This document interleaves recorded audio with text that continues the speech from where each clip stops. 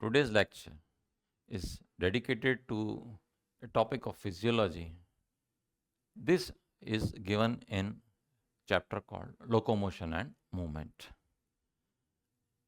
आपने कभी सोचा ये जैसे मैंने हाथ ऊपर किया तो इसमें कितना कॉम्प्लेक्स मैकेनिज्म है, सिग्नल आते हैं मसल्स तक, ब्रेन से रिलीज होके।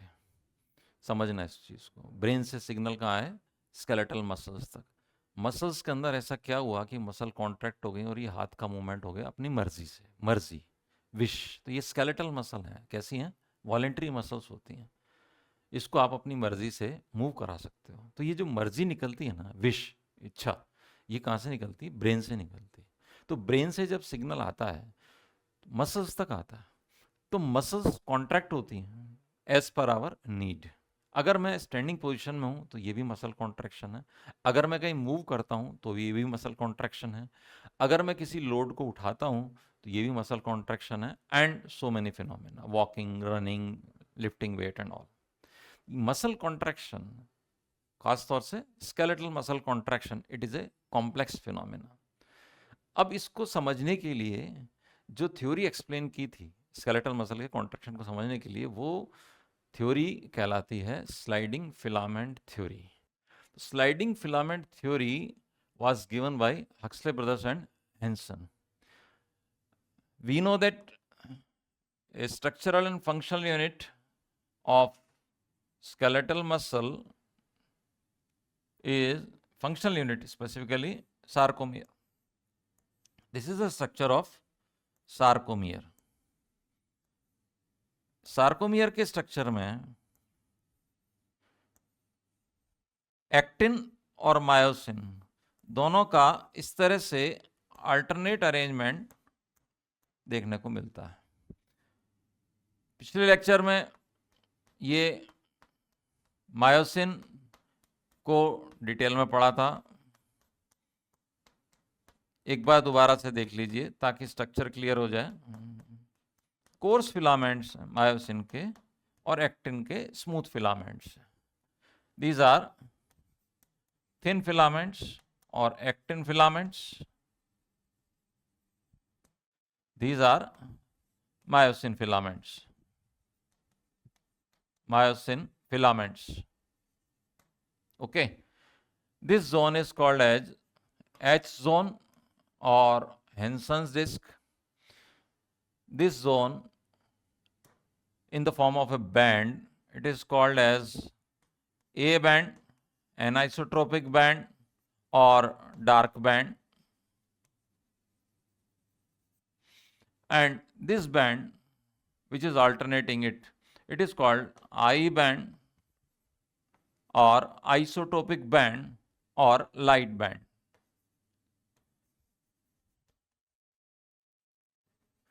This is a Z line, this is also a Z line.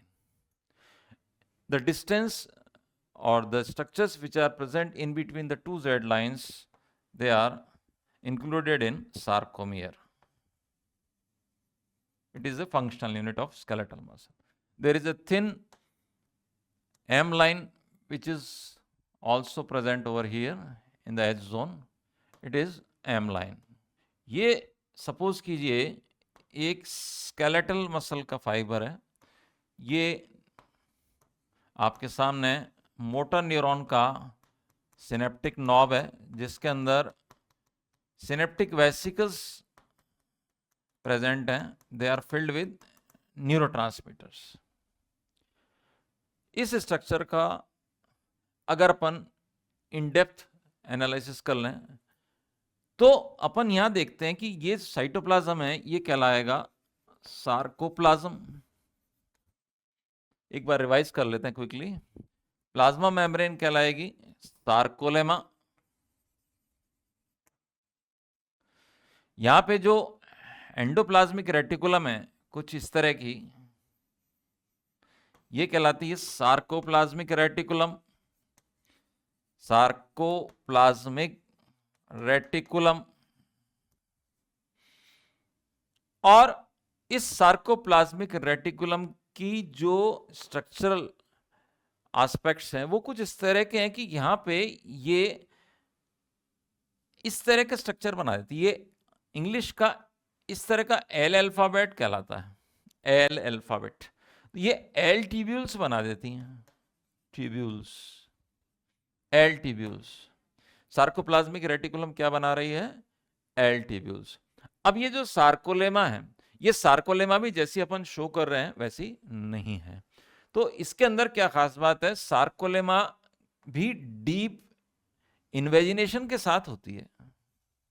ये है सपोज सार्कोलेमा, एक्चुअल में ये डीप इन्वेजिनेशन है सार्कोप्लाज्म के अंदर।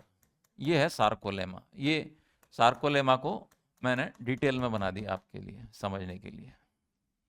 तो सार्कोलेमा के इन्वेजिनेशन ये इंग्लिश का एक टी अल्फाबेट बनाते हैं, तो ये कहलाते T tubules. What are T tubules? These are deep invagination of sarcolemma. दूसरा स्ट्रक्चर मैंने आपको क्या समझाया? L tubules. These are L tubules. अब L अल्फाबेट लिया क्योंकि इसकी शेप L की तरह दिखती है अगर अपन ग्रॉसली देखें तो ये T tubules और ये L tubules ये अल्टरनेटली अरेंज होती हैं पूरे के पूरे सार्कोप्लाज्म में। इस तरह का स्ट्रक्चर है, ठीक है। T tubules are made by deep invagination of sarcolemma. L tubules are made by sarcoplasmic reticulum. अब sarcoplasmic reticulum, it is filled with calcium ion. This sarcoplasm, it is rich in glycogen. It is rich in glycogen. It is also rich in ATP and many other enzymes which are necessary for normal muscular action. Okay. This is a synaptic knob. This is synaptic vesicle. ये structure समझ में आ गया होगा। ये पूरा structure जो board पे बना रखा है ये कहलाता है NMJ, न्यूरो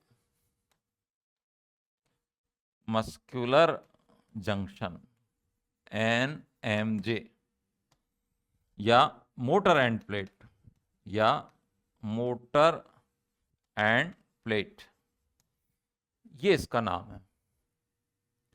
अगर मैं कहूं कि मसल कॉन्ट्रैक्शन के फिनोमेना की स्टार्टिंग कैसे होती है, तो एक मोटर न्यूरॉन जब इंपल्स को यहां लाती है मसल तक, ये वेव ऑफ डीपोलराइजेशन ला रही है बेसिकली, वेव ऑफ डीपोलराइजेशन। अब वेव ऑफ डीपोलराइजेशन का मतलब क्या है कि ये सार्कोलेमा रेस्टिंग कंडीशन में कुछ इस तरह की होती है कि इसकी आउटर सरफेस पॉजिटिवली चार्ज है और इनर सरफेस नेगेटिवली चार्ज है। ये रेस्टिंग कंडीशन के अंदर है, ये पोलराइज्ड होती है इस कंडीशन में। रेस्टिंग कंडीशन कैसी कंडीशन है? पोलराइज्ड कंडीशन है सार्कोलेमा की। Means it's outer surface is positively charged and inner surface is negatively charged. यहां तक का कंसेप्ट समझ में आ गया?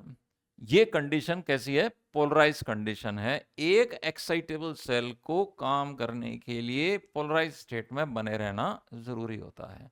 अगर ये पोलराइज्ड है तो ही काम कर सकती है, इसके अलावा ये काम नहीं कर सकती। काम क्या है? Muscle contraction. मसल का काम क्या है? कॉन्ट्रैक्ट करना, रिलैक्स करना, जिससे बॉडी के अलग अलग तरह के मूवमेंट देखने को मिलते हैं। तो ये स्ट्रक्चर आपको पता होना चाहिए। पहला स्टेप है arrival of wave of depolarization at neuromuscular junction. पहला स्टेप ये है। अब जैसे ही ये सपोज कीजिए एक्सॉन टर्मिनल है, यहां पे voltage gated calcium channels open हो जाती हैं और कैल्शियम आयंस जो होते हैं वो एंटर करते हैं अंदर। कैल्शियम आयन जैसे ही एक्सॉन टर्मिनल के अंदर एंटर करते हैं, वैसे ही यहां पे जो सिनेप्टिक वेसिकल्स हैं इनके अंदर कॉन्फ़िगरेशनल चेंज आते हैं और ये मूव करती हैं इधर की तरफ इस तरह से, और ये मेम्ब्रेन इस एक्सॉन की मेम्ब्रेन से फ्यूज हो जाती है। अल्टीमेटली यहां पर एक न्यूरोट्रांसमीटर इकट्ठा है जिसका नाम है एसिटाइल कोलिन, ये रिलीज हो जाता है। एसिटाइल कोलिन जब रिलीज होता है तो एसिटाइल कोलिन एक न्यूरोट्रांसमीटर है, एक केमिकल मैसेंजर है जो कि नेक्स्ट सेल जिस पे भी जाके बाइंड करेगा उसके अंदर ये क्या कर सकता है, ये पोलैरिटी बदल सकता है उसकी। तो अपन ने थोड़ी देर पहले डिस्कस किया कि ये सपोज कीजिए इस तरह से सरफेस एरिया बढ़ा दिया इसका, तो पहला इवेंट हो गया यहां पे acetylcholine is released, arrival of wave of depolarization, movement of calcium ions, ये लिखने के लिए अपन दूसरा स्टेप लिख लेते हैं। तीसरा स्टेप क्या है, release of acetyl choline. Acetyl choline binds with its receptor present on sarcolemma. Acetyl choline short में इसको कैसे लिखते हैं, ACH। ये चौथा स्टेप है। एसिटाइल कोलिन बाइंड्स किससे जुड़ता है, with its receptors on sarcolemma. यहां तक समझ में आ गया। जैसे ही ये सार्कोलेमा से एसिटाइल कोलिन जुड़ेगा तो सार्कोलेमा कैसी हो जाएगी, डीपोलराइज हो जाएगी, समथिंग लाइक दिस। ये सार्कोलेमा दो लाइन से मैंने शो की, प्लस का sign positive charge, negative charge inside, arrow का निशान लगाया, and this will become like this. ये चेंज हो जाती है polarity. This is polarized, this is depolarize. अब ये डीपोलराइजेशन की वेव आगे चलेगी, इट इज डीपोलराइज्ड। ऐसा क्यों हुआ, यहां पे वोल्टेज गेटेड सोडियम चैनल्स हैं वो खुल जाती हैं, तो सोडियम आयन जो हैं वो पॉजिटिव चार्ज होते हैं। जैसे ही वो सोडियम आयन अंदर की तरफ मूव करते हैं, ये सोडियम आयन अंदर के सरफेस को पॉजिटिव चार्ज कर देते हैं, तो ये प्रोसेस कहलाता है डीपोलराइजेशन। तो डीपोलराइजेशन हो गया सार्कोलेमा का। अब आपको वो स्ट्रक्चर याद हो जाना चाहिए कि जो टी ट्यूब्यूल्स हैं और जो एल ट्यूब्यूल्स हैं वहां तक जाएगी wave of depolarisation.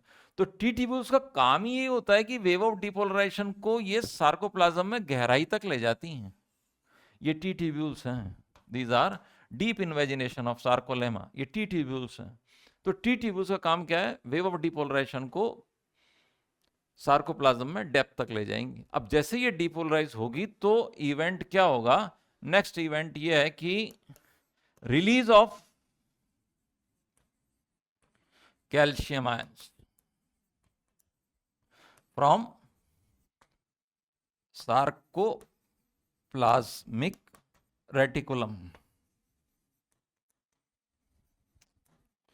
Sarcoplasmic reticulum से कैल्शियम आयन रिलीज होकर सार्कोप्लाज्म में आ जाएंगे। Release of calcium ion from sarcoplasmic reticulum to sarcoplasm.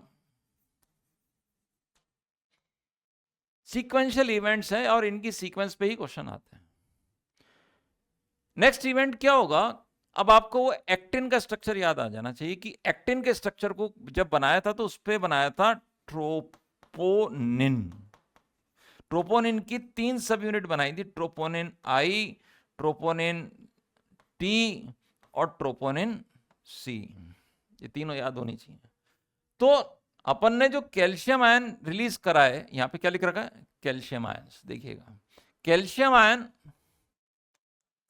जुड़ते हैं ट्रोपोनिन सी के साथ। जैसे ही ट्रोपोनिन सी के साथ कैल्शियम आयन जुड़ते हैं, ये ऑटोमेटिकली ट्रोपोमायोसिन के अंदर कॉन्फ़िगरेशनल चेंजेस ले आता है। ये दो ट्रोपोमायोसिन एक एक्टिन फिलामेंट पर रैप्ड रहते हैं और क्या करते हैं, एक्टिन की उन साइट्स को ढके रहते हैं जहां से मायोसिन बाइंड करता है। ठीक है, ट्रोपोमायोसिन किसको ढक रहा है, एक्टिन की एक्टिव साइट को कवर्ड करके रखता है जब मसल कॉन्ट्रैक्शन नहीं हो रहा। जैसे ही कैल्शियम आयन रिलीज होगा सार्कोप्लाज्म के अंदर आएगा, ये कैल्शियम आयन सीधा जाके जुड़ेगा ट्रोपोनिन सी से। ट्रोपोनिन सी के कैल्शियम से जुड़ने से कॉन्फ़िगरेशनल चेंजेस आएंगे ट्रोपोमायोसिन के अंदर। तो ये चीज मैं लिख देता हूं, ट्रोपोमायोसिन के अंदर जैसे ही कॉन्फ़िगरेशन चेंज आते हैं, ये एक्टिन की एक्टिव साइट को थोड़ी देर के लिए फ्री कर देता है। मायोसिन हेड तो जैसे बिल्कुल तैयार ही बैठा है एक्टिन से जुड़ने के लिए। रेस्ट्रिक्ट कंडीशन में दोनों अलग अलग रहते हैं, एक्टिन अलग रहता है, मायोसिन अलग रहता है। जैसे ही ये सीक्वेंशियल इवेंट्स इस इवेंट तक आकर पहुंच गए, अब क्या इवेंट हो रहा है, वो मायोसिन के अंदर मायोसिन का हेड है, क्रॉस आर्म्स कहलाती हैं, ये हेड पोर्शन है। अब क्या होगा, एटीपी का मॉलिक्यूल इससे जुड़ा रहता है, एटीपी मॉलिक्यूल इससे जुड़ा रहता है। एक सिंगल यूनिट की बात हो रही है, एटीपी का हाइड्रोलाइसिस होगा। तो हाइड्रोलाइसिस करने के लिए we require enzyme. The enzyme present here is myosin ATPase,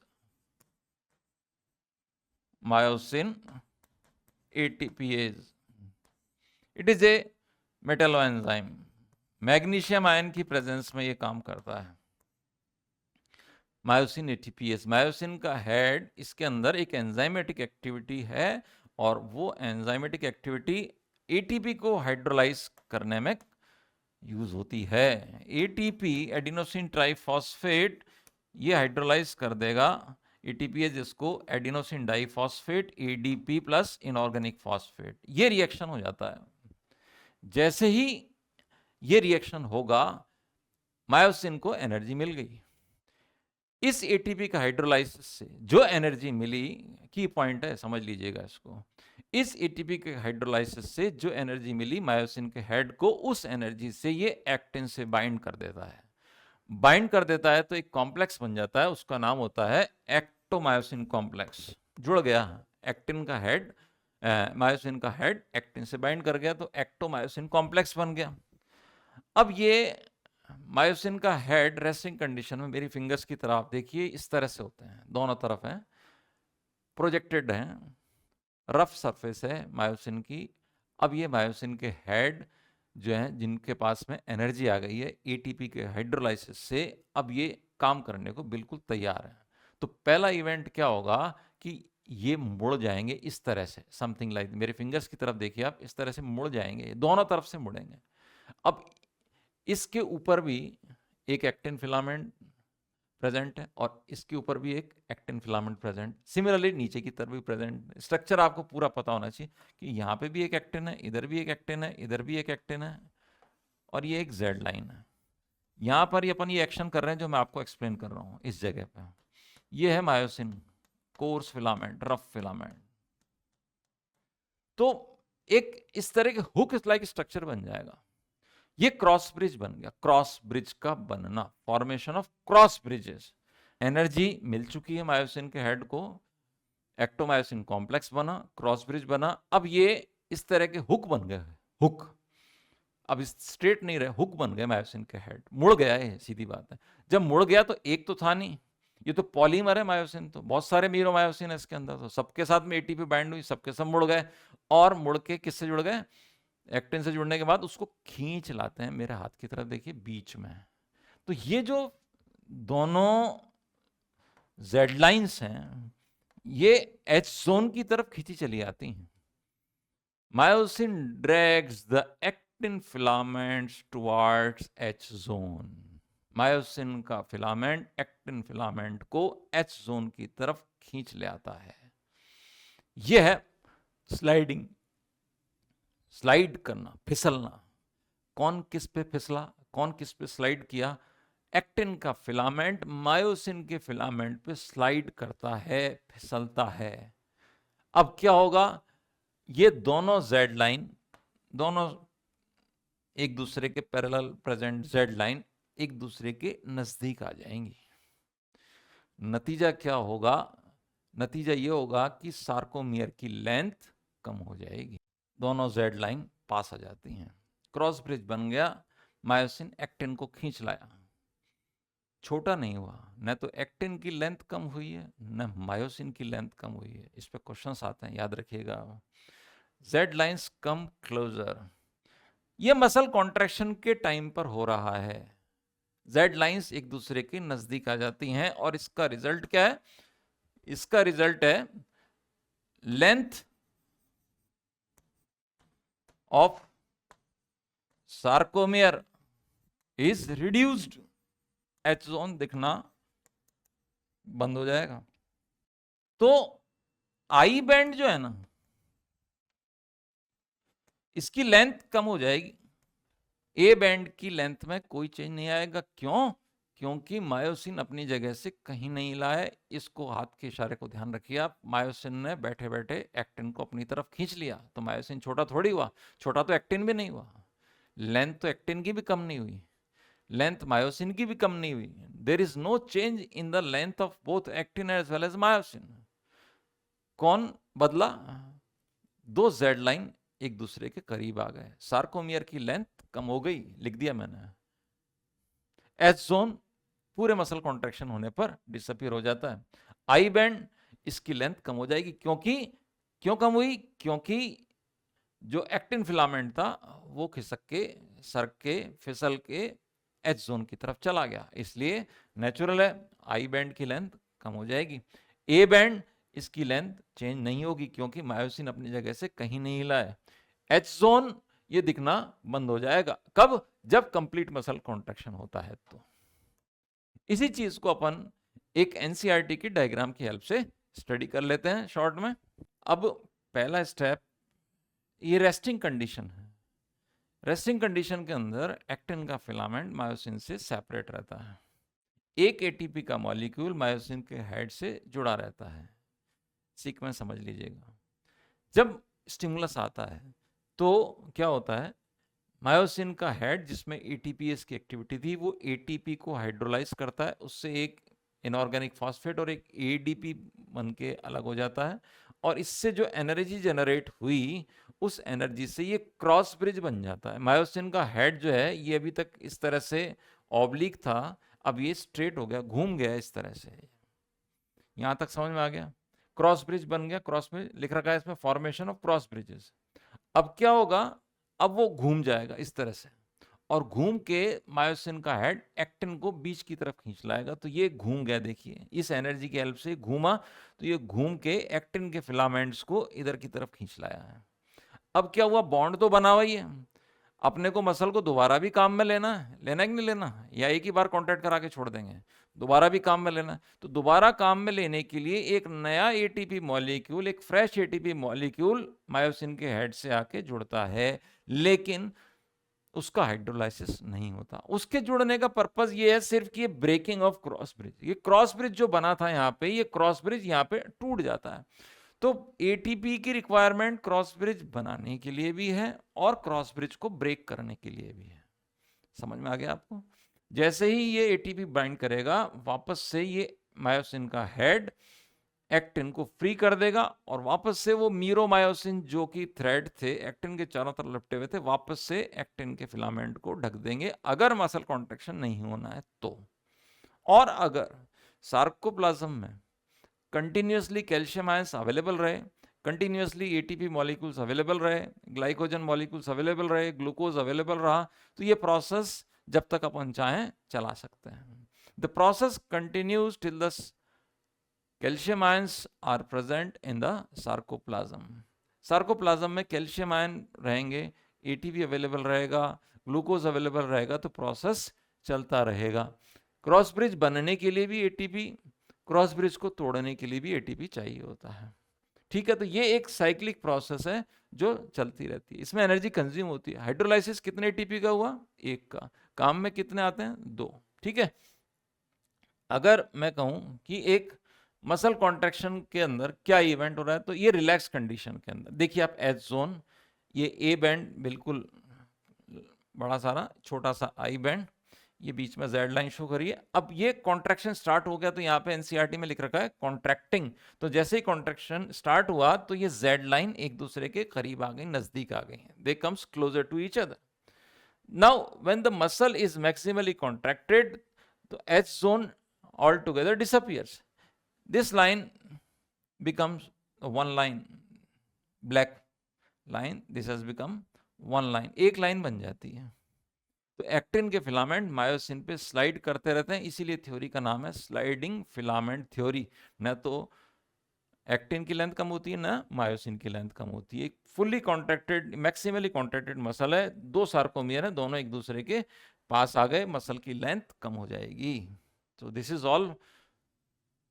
Thank you very much.